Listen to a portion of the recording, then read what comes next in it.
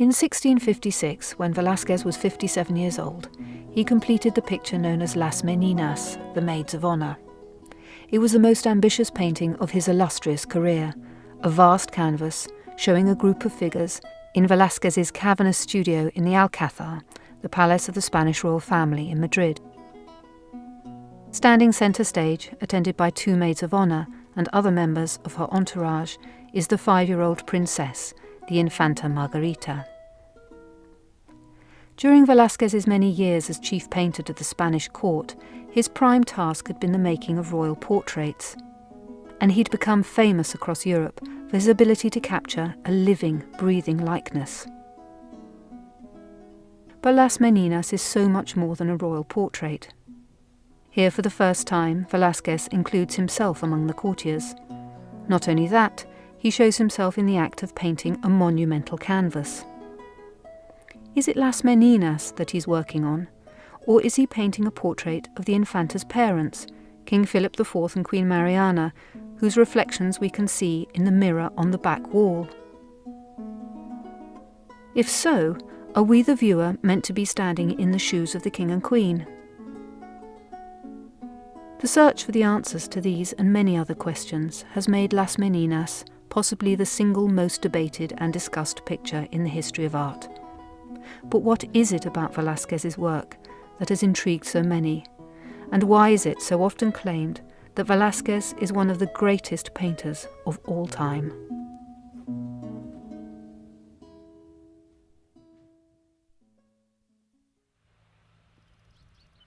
The story of Velazquez's life begins in 1599 in the southern inland Spanish port of Seville.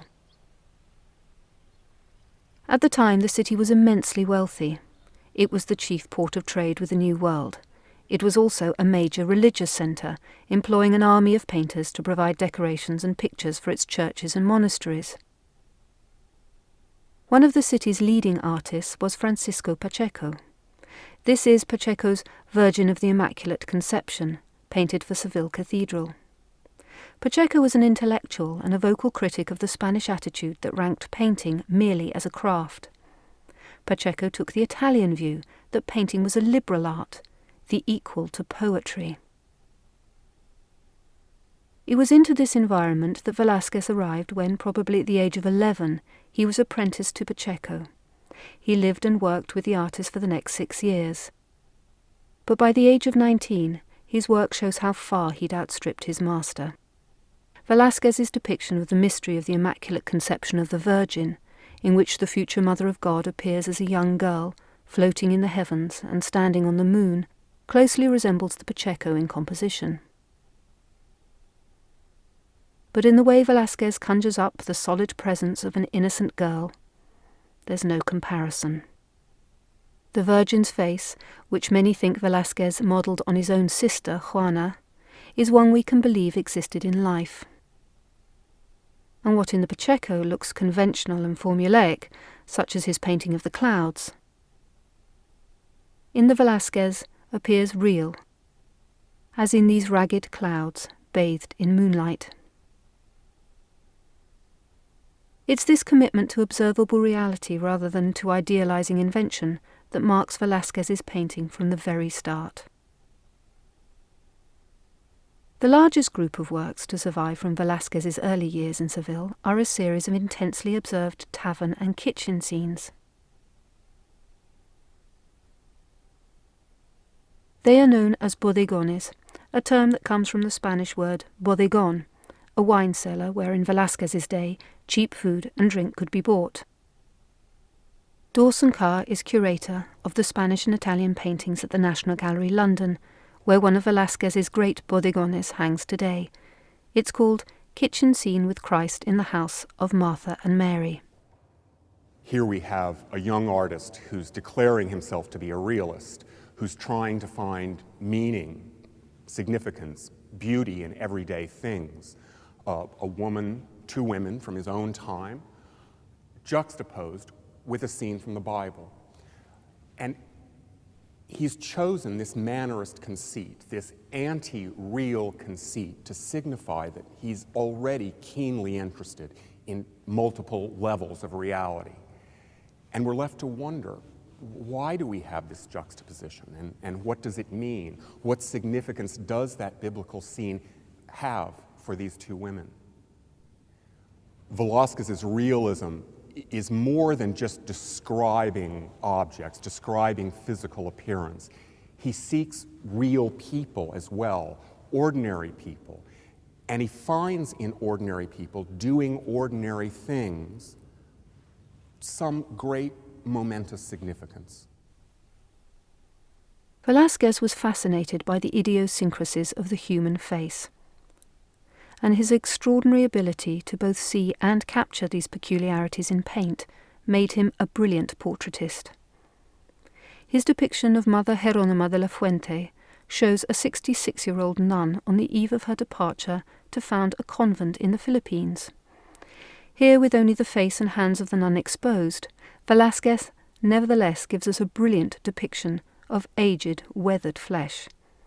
Not only that, he captures the woman's personality, her steely intelligence, her determination to overcome all obstacles, and her missionary zeal, wonderfully expressed in the way she grips the crucifix and the rules of her order.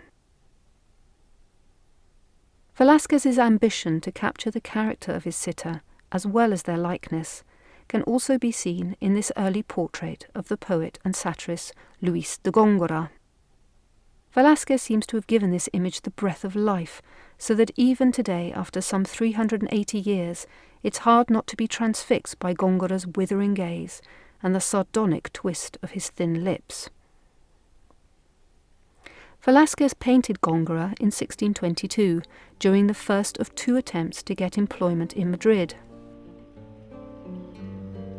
As a city almost entirely devoted to the Spanish royal court, full of wealthy and influential patrons, Madrid was the prime destination for any Spanish artist of ambition.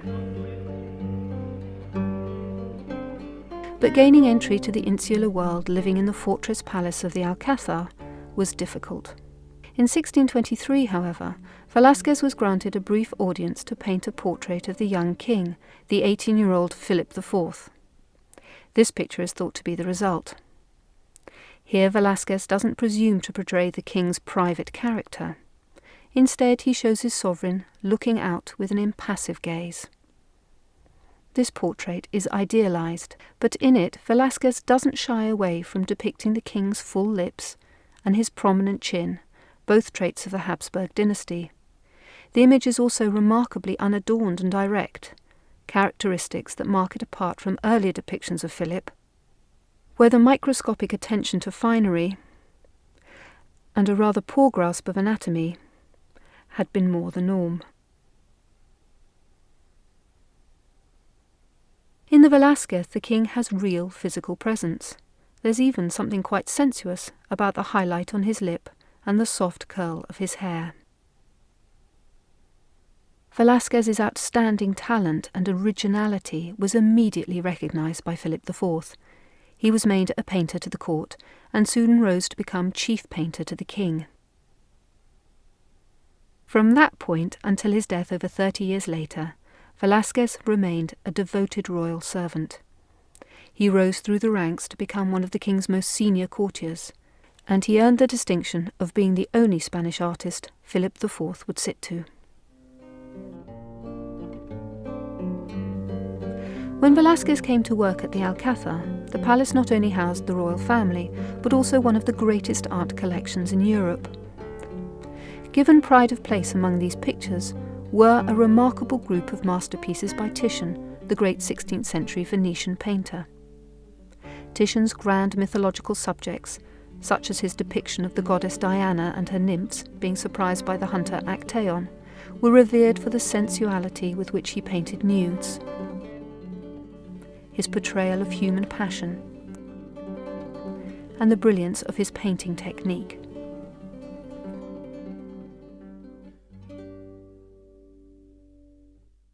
Titian had enjoyed a very special relationship with two of Philip IV's ancestors, his grandfather Philip II, and his great-grandfather Charles V, who you see here in a Titian portrait. These men not only commissioned much of Titian's best work, but also honoured him with their personal friendship. It may have been that Philip IV soon began to view his relationship to Velazquez in the same way. But there was another artist who could lay claim to being the young king's Titian. This was Peter Paul Rubens, the great Flemish painter seen here, who in 1628 came to stay at the Spanish court for 9 months.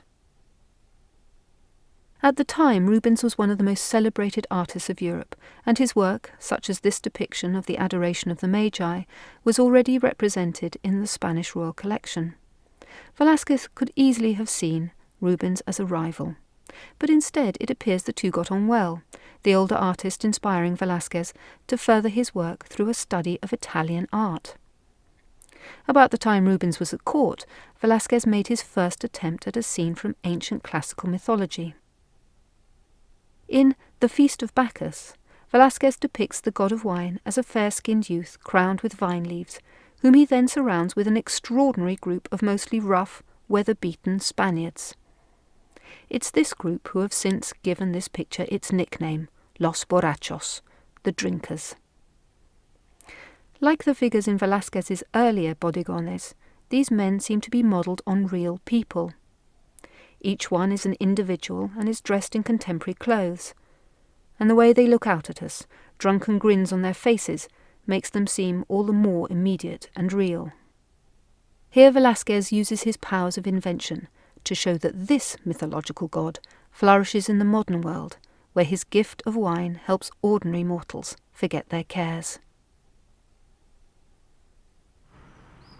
In 1629, not long after paying for Los Borrachos, Philip IV released Velazquez from his court duties and gave him a generous grant to travel to Italy.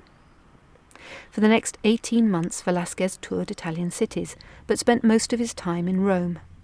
And while there he painted another mythological work, Apollo at the Forge of Vulcan.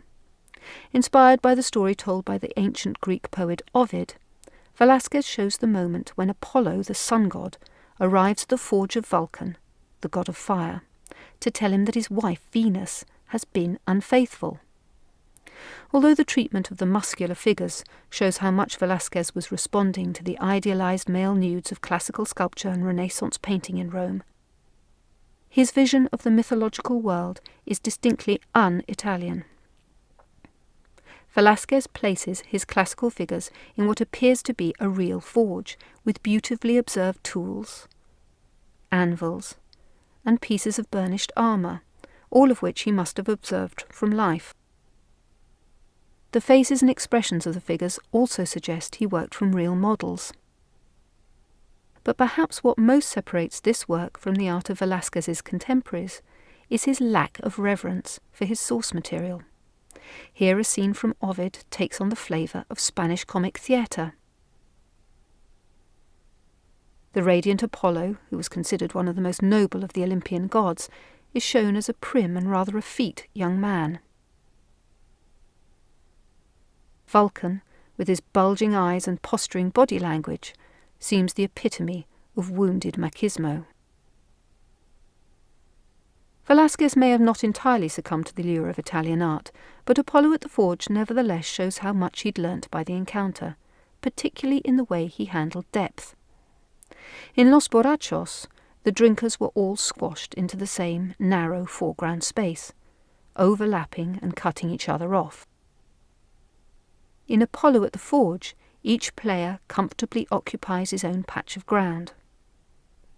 With this leap in skill as an artist, Velazquez also seems to have started thinking about how to depict figures removed from the well-lit foreground action. The man in the back of Apollo at the Forge, for example, when looked at close up, is painted in an extraordinarily summary, out-of-focus way. Velazquez, it seems, was trying to find a way to reproduce in paint the experience of seeing things out of the corner of his eye. At around this time, Velazquez put his new command of space and his gifts for naturalism at the service of religion. In Christ After the Flagellation, contemplated by the Christian soul, Velazquez depicts the Saviour in a brightly lit, almost theatrical space. Bound to a pillar by a rope, he sits slumped and exhausted after being beaten. Blood trickles over his shoulders and spatters his legs. On the floor lie the stained ropes and flail left by his tormentors. Christ knows he is about to die, and in his distress he turns to see the child, who represents the faithful Christian soul kneeling in prayer.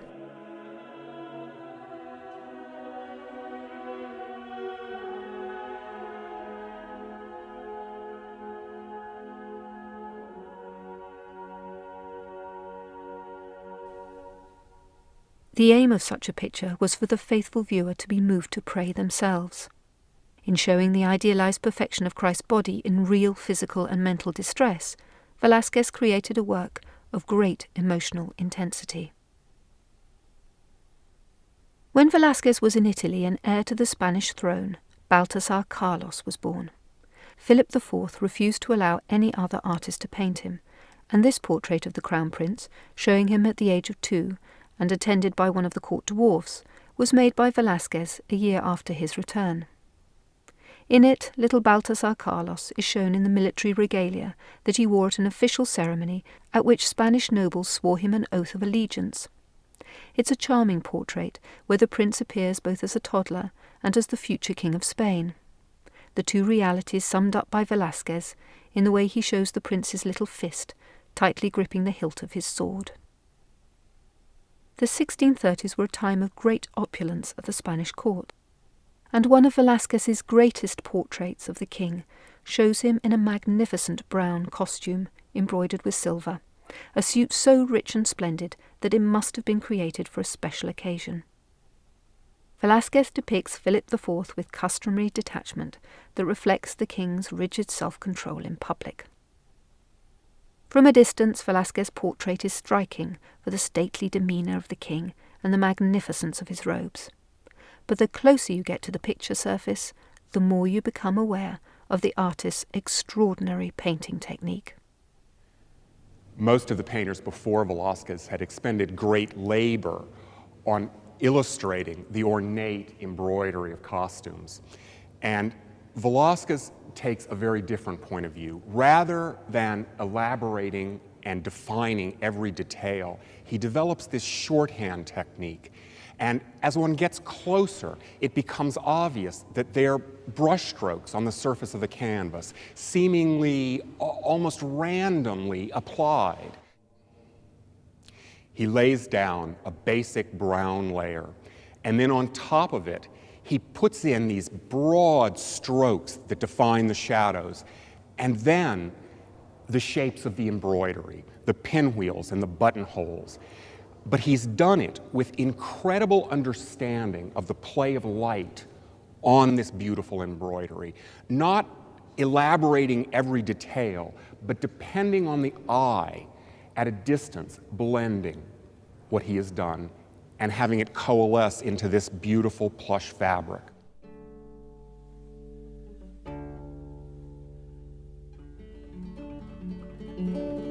From 1633, work began on the Buen Retiro, a vast new palace just outside Madrid, especially designed for lavish entertainments.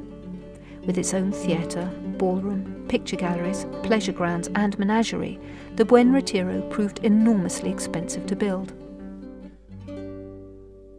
In part to justify the cost to a public already overburdened with taxes, a great chamber called the Hall of Realms was included in the designs where state ceremonies could be held. Velazquez was put in charge of an exceptionally ambitious decorative scheme for this chamber, which included 27 works by 8 artists, 6 by Velazquez himself. The long walls, which were lined with battle scenes celebrating Spanish victories, included his magnificent Surrender of Breda, while at the far end of the hall, opposite the king's throne, were 3 royal portraits. Gabriele Finaldi is deputy director of the Prado Museum in Madrid, where the pictures hang today. Well, the king stood at one end of the Hall of Realms, receiving distinguished visitors, And at the far end, at the opposite end, he could see a portrait of himself, of his wife, Isabella of Bourbon, and above the door, the picture which you see behind me here of the young Balthasar Carlos on horseback. You can see that he's a very regal young man already. This young boy was the great hope for the future of the monarchy, for the future of the Spanish Empire. He would eventually become king. That's what was thought at the time. He was a healthy young boy, which for Philip IV was terribly important. He'd had several other children before, all of whom had died in infancy, but it looked as if Balthasar Carlos was going to make it. He was a very handsome young boy. He was intelligent, he was sensitive, he was skillful, he was good at his lessons. He even learned how to draw and how to paint. So much was expected of him. The way Velazquez represents him, you see him adopting a regal position on horseback, commanding his horse in the way that kings should, illustrating all those qualities that a king needs of control, of poise, of ability, skillful dexterity on horseback, and so on. Despite his reserved public persona, King Philip IV had his private passions. One of these was hunting, and in this portrait from the late 1630s, Velazquez shows the king in his hunting clothes, a hound by his side, and an arquebus in his hand, an unwieldy rifle with which the king was apparently a great shot. Much royal hunting took place in the countryside around Madrid, and while it was undoubtedly an entertainment for the king, like all things at the Spanish court, Philip's skill as a hunter had symbolic meaning too. In the largest landscape Velazquez is known to have painted, recently cleaned in the National Gallery's Conservation Department, the artist depicted a test of the king's horsemanship that was performed before the entire court. Within court culture, hunting in general was seen as the living image of war. That is, the best preparation for war, and also for showing the monarch's prowess and ability to control nature. This particular type of hunting was like a tournament, something that was staged only occasionally, because it involved setting up this vast enclosure to capture the boar, and then this enclosure in which the main event took place. This form of hunting was not hunting at all, it was more baiting. They would use the wild boar because they were fierce and would charge repeatedly.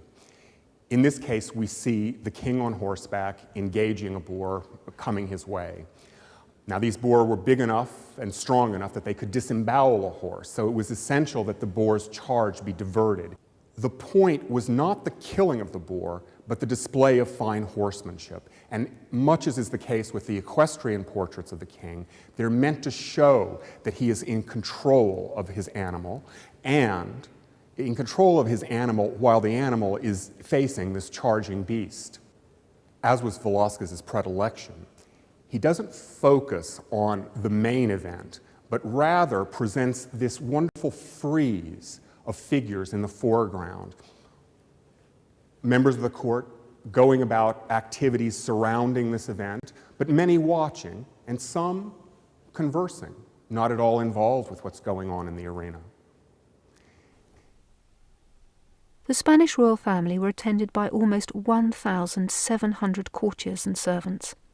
Among them was a particular group that fascinated Velazquez, the court entertainers. They included actors and gestures and figures like the mentally challenged dwarf Francisco Lezcano, who Velazquez shows idly shuffling a pack of cards, a reference to Lezcano's supposedly confused state of mind. Unlike other courtiers, the entertainers were not bound by the strict rules of court etiquette. In painting them, Velazquez also seems to have taken liberties. He experiments with his technique, as in the haziness with which he paints Lezcano's face, with its equivocal expression. And he probes their characters in ways he never could in his royal portraits. This depiction of Sebastian de Mora, another of the dwarfs employed to amuse the royal family, is an intensely searching work. Its honesty as a portrait is almost painful. Velazquez doesn't hide de Mora's dwarfism. By showing him seated directly on the ground, he he deliberately emphasizes his short stature. But in recording de Mora's fists balled in his lap, and the strength of his gaze that almost seems to have brought de Mora to the point of tears, Velazquez communicates the man's intelligence and his fierce, almost confrontational pride. It may seem appalling to us now that someone like de Mora was hired to be laughed at, or to highlight, by contrast, the supposed physical perfections of his masters. But Velazquez's portrayal is far from being voyeuristic or mocking. It not only records through de Mora's costly robes his high status at court, it also treats de Mora with tremendous dignity as an individual worthy of respect. Many of Velazquez's portraits of court entertainers were displayed in the royal residences used primarily for leisure. At the Torre de la Parada, the royal hunting lodge, they hung among a splendid display of pictures which included a set of some 35 works by Rubens and a rare depiction of a male nude by Velazquez himself, his image of Mars, the god of war. As with his earlier Apollo at the Forge of Vulcan, Velazquez treats his mythological subject with a highly individual mixture of naturalism, humour, and in this case, pathos. Instead of depicting Mars as an idealized and virile hero, he shows him as an aging man whose muscles are beginning to sag and whose flesh is turning loose and soft. Mars sports a luxurious moustache, a sign of valour in Spain, but his gilded helmet looks at least a couple of sizes too big.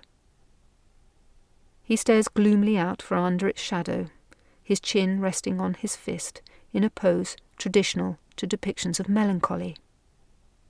The technique Velazquez uses in this picture, very finely ground pigments heavily diluted with oil, does a great deal to add to our sense of the god's presence as a real man. We see Mars as if through a filmy haze, a shimmering atmosphere. The outlines of his body are blurred. Looked at close to, some areas, such as his hand, make barely any sense at all.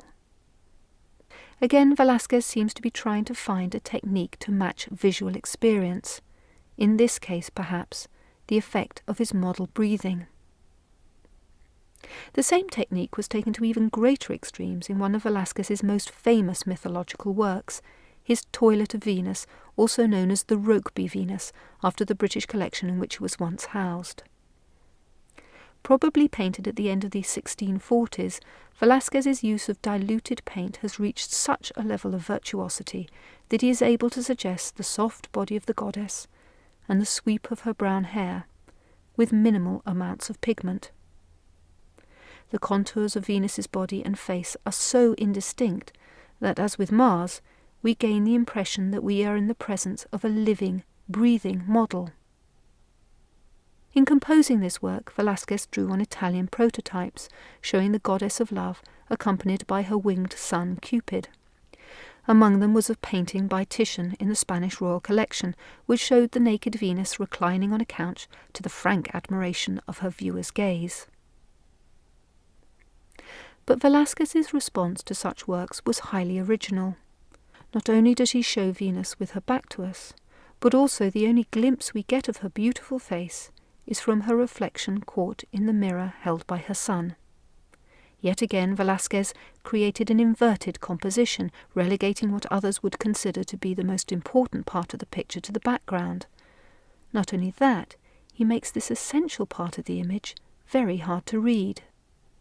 Venus's features aren't precisely rendered.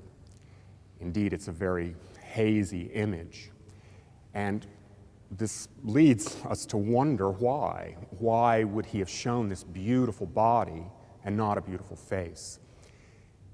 It may reflect the idea that perfect beauty, ideal beauty, was unrepresentable, impossible to represent. And this may be Velazquez's metaphor for that even I will not try to represent Venus's face.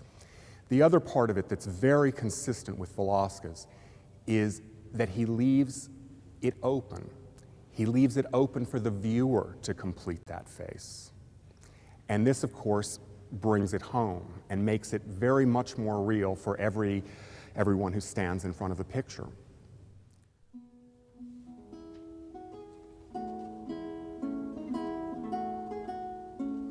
Ever since Velazquez had entered royal service in the late 1620s, he'd been continually promoted. By the 1640s he was a senior courtier and was entrusted with overseeing the design and decoration of the major renovation of the Alcázar. Such responsibility meant he painted less, but in 1648 his role as designer led to another trip to Italy when Philip IV sent him on a mission to acquire pictures and sculptures for the palace. Settling in Rome once more, Velazquez began painting with new enthusiasm, and it was there that he completed what many consider to be the finest portrait of his career, his depiction of Pope Innocent X. Seemingly limiting his palette to just 3 colours, red, white and gold, Velazquez gives an astonishing bravura display of his skills as a painter. Bathing his subject in light, he captures the sheen of the Pope's silken cape with long flowing strokes of the brush. The golden finials of the chair are rendered by near abstract dots and dabs of colour that magically assemble in the eye to suggest polished metal. While with tremendous audacity, Velazquez leaves other marks plainly exposed, such as the rough dark strokes that edge the Pope's hand and the sheet of paper on which a rare signature by the artist appears. These techniques astonished the Italians, who were used to smooth, carefully finished pictures, but what completely stunned them was Velazquez's capacity to capture the character and presence of a sitter by such informal means. Pope Innocent X draws our gaze like a magnet and returns it with all the wary mistrust for which he was well known. This is a man who held on to power with an iron grip, and somehow Velazquez makes this clear even when depicting the pontiff's relaxed hand. The picture was widely admired and probably led directly to Velazquez being asked to join 2 of Rome's prestigious painting societies. It was at the annual exhibition of one of these that Velazquez displayed another brilliant portrait showing Juan de Pareja, one of his painting assistants who had travelled with him from Spain. When examined closely, this work shows how sparingly Velazquez was using paint by this date. There's barely any drawn detail, rather it all seems subtle inflections and shifts in colour. It's only when looked at from a distance that these marks translate into the solid forms of eyelashes, a nose, a beard and lips, and then the whole of Pareja's dignified head sitting atop a lace-trimmed collar and grey-green doublet. The reaction to this picture must have been everything Velazquez hoped for. Antonio Palomino, an early biographer, reported that it gained such universal applause that in the opinion of all, everything else seemed like painting, but this alone like truth. Velazquez was reluctant to leave Rome, but his presence was very much required back in Madrid. A series of misfortunes in previous years had led to a dynastic crisis. In 1644, Philip IV's queen, Isabella, had died, followed 2 years later by the sudden death of the heir, Prince Baltasar Carlos. Philip IV had been reluctant to remarry, but while Velazquez had been away in Rome, he had finally taken a bride, his 14-year-old niece, Mariana of Austria. This picture of the new queen, painted by Velazquez on his return from Italy, marks the beginning of a group of royal portraits, all painted by the artist in his 50s.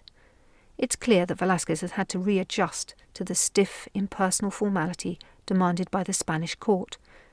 The young queen stands in a rigid pose, in part enforced by her tight corset and the crinoline holding out the enormous skirts of her dress. She stares out impassively, perhaps you might even say sadly, from beneath her heavy makeup and elaborate wig. This was not the place for psychological insight, and one gets the sense Velazquez perhaps got more artistic interest from painting the clock in the background, a passage that must rank among the most brilliant pieces of still life painting of his career. The arrival of new royal children, however, allowed Velazquez to explore a less formal style of royal portrait.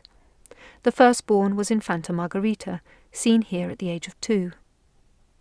As Margarita was betrothed at birth to her cousin, Leopold of Germany, the future Holy Roman Emperor, Velazquez regularly painted her portrait for dispatch to Vienna, where Leopold could view her progress. For many years Margarita was the only one of Philip IV's new family to have survived, and it may be because of her status as a precious child that she appears in the centre of Las Meninas. But in 1657, new hope for the Spanish throne arrived with the birth of a son, Felipe Prospero. This portrait shows the 2-year-old crown prince dressed in skirts, as was the custom for infant boys, but adopting a suitably regal pose with his tiny hand resting on the back of a small chair. Velazquez respectfully shows how the crown prince has inherited his father's pale complexion, but he also takes the liberty of playfully echoing Felipe's white blonde hair, bulging forehead, and large dark eyes in the appealing look of the lapdog that rests its chin on the arm of the chair.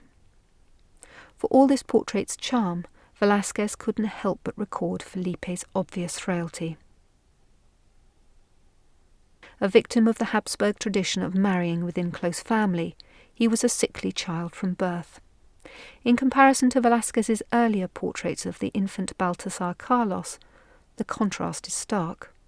Here there's no military uniform or sword. Instead, Felipe is shown in his nursery clothes, bedecked with amulets and charms intended to ward off the evil eye and sorcery. Sadly, the prince did not survive to his 5th birthday. With personal losses, dynastic worries, and a steady decline in Spanish power, Philip IV retreated further into the protected world of the court.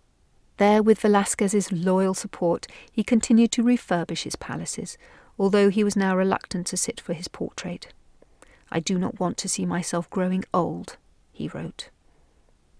In this last portrait Velazquez painted of the king, Philip IV is shown in the same pose and almost the same style of clothes as those he had worn in the first portrait of some 30 years before. Here Velazquez shows the familiar radiant paleness and the soft blonde hair. But now he also notes the king's nascent double chin and a greater droop to his heavily lidded eyes. Velazquez's technique has also changed to become exceptionally spare and subtle. It's a mere suggestion of paint, for example, that creates the shadowed fall of the king's hair. It's the barest shift in pigment that conjures up the effect of the king's blonde eyelashes catching the light. It's just tiny dots and drags of paint that make up the gold chain from which hangs the badge of the Order of the Golden Fleece.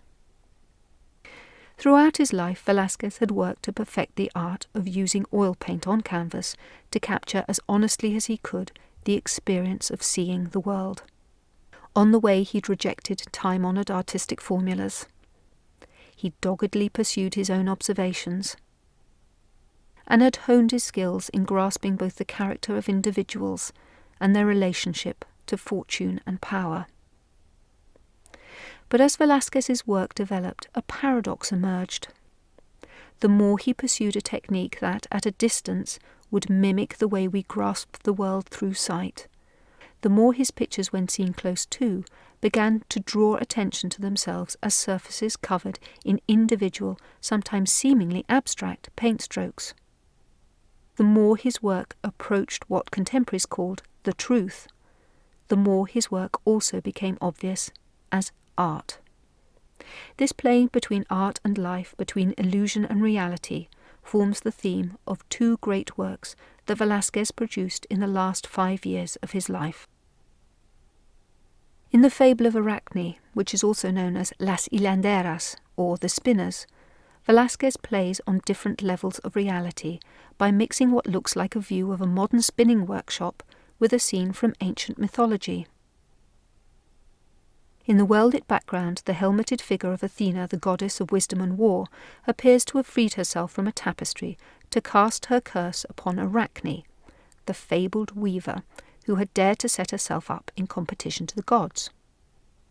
This is a complex scene, but one which Velazquez puts in second place to the shadowed activity of the foreground, in which he includes his most audacious depiction of an optical phenomenon. Here Velazquez shows us a spinning wheel in motion, without painting a single one of its spokes. Through intense and honest observation, Velazquez understood what only modern science and technology has been able to verify, that there is a limit to how quickly humans can process visual information, so that when objects are seen in swift motion, they will appear blurred.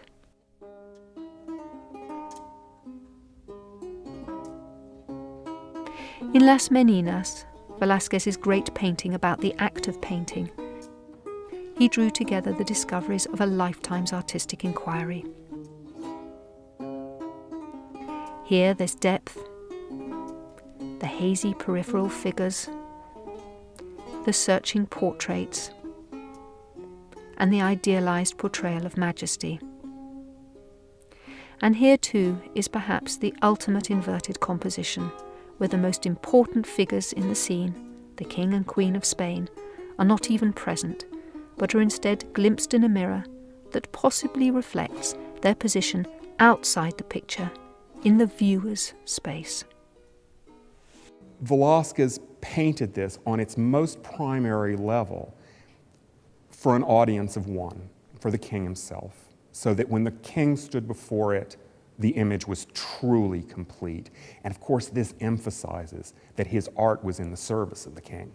And so any other viewer who stands in front of it has to question, well, this can't be real. It's not the king and queen art here. It's not reflecting them in it. Of course, it stresses that this is a work of art at a distance when it's playing in 3 dimensions and it seems that the scene is extended before you. Boom. Here's this mirror that calls your attention. No, this can't possibly be real. And then as one approaches the picture, of course, it dissolves into brushwork. He involves the viewer in the ultimate conundrum of visual representation, that this is only paint on a canvas, but look at what I can do with the least amount of paint I can possibly place on this object. On a personal level, Las Meninas also records Velazquez's fulfillment of a life's ambition, to gain recognition for the nobility of his art as a painter. Here he not only depicts himself painting in the company of royalty, the very highest compliment to his craft, but he was able, some 3 years after completing the work, to add to his chest the red cross that marks him as a member of the Noble Order of Santiago. When Velazquez died in 1660, aged 61, he was buried with full honours befitting his position as a senior courtier, a Knight of the Order of Santiago, and the chief painter to the King of Spain.